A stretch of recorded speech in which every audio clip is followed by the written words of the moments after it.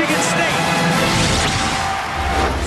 Welcome back to BTN Live. Here is the newest AP Top 25 for basketball. Here's your Big Ten teams. Maryland coming in at number 3, Michigan State at 5, Iowa at 19, and Purdue at number 20. But the newest Big Ten member on that AP poll, of course, is the Iowa Hawkeyes. So we're joined now by Mike Gesell from our studios in Iowa City.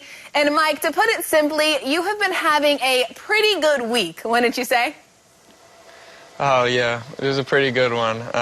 You know, 2 very big wins to start off the Big Ten against some of the best teams in the country. And, you know, anytime you can get a road win in the Big Ten, it's a big win. So it felt good to get that last one at Purdue.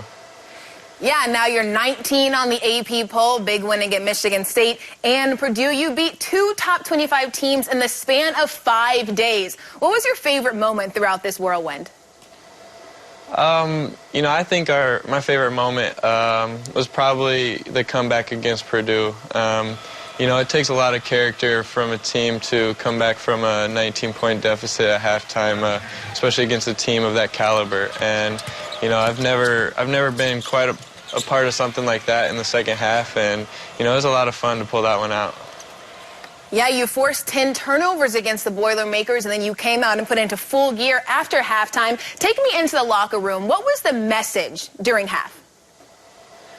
It was kind of funny. You know, we felt like we were getting good looks. We just basically couldn't make anything, we felt like. And, you know, our message was just keep playing our game, be aggressive, and, you know, try to set a tone right away in the second half. And, you know, we cranked up the pressure a little bit. We started pressing a lot more, and, you know, things started to fall into place from there. We got some easy buckets, and it really got us into a rhythm in that second half. Now, after the Michigan State win, some fans questioned whether it was legitimate or if you took advantage of Denzel Valentine's absence.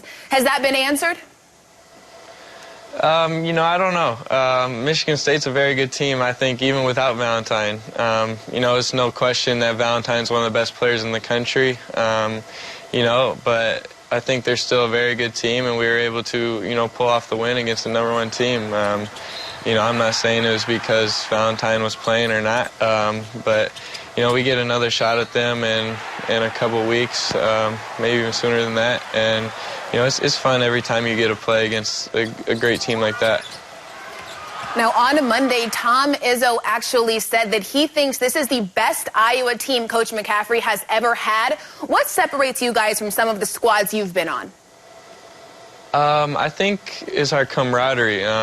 You know, I think one of the keys to a successful team is, you know, how well they play together. And, you know, our starting 5, we've played a lot of minutes together. And not only that, we have a lot of guys that can come off the bench and really pick us up at key moments. You see freshmen like Nicholas Baer playing tremendously well right now.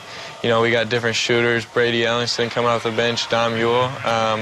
We got plenty of guys that can really make an impact, and, you know, our starting 5, you know, we're very close. We know where each other's going to be on the floor at certain times. All right, Mike, going off of basketball a little bit, I hear that you are a pretty smart guy. You earned a finance degree in 3 years. How does that happen? Yeah.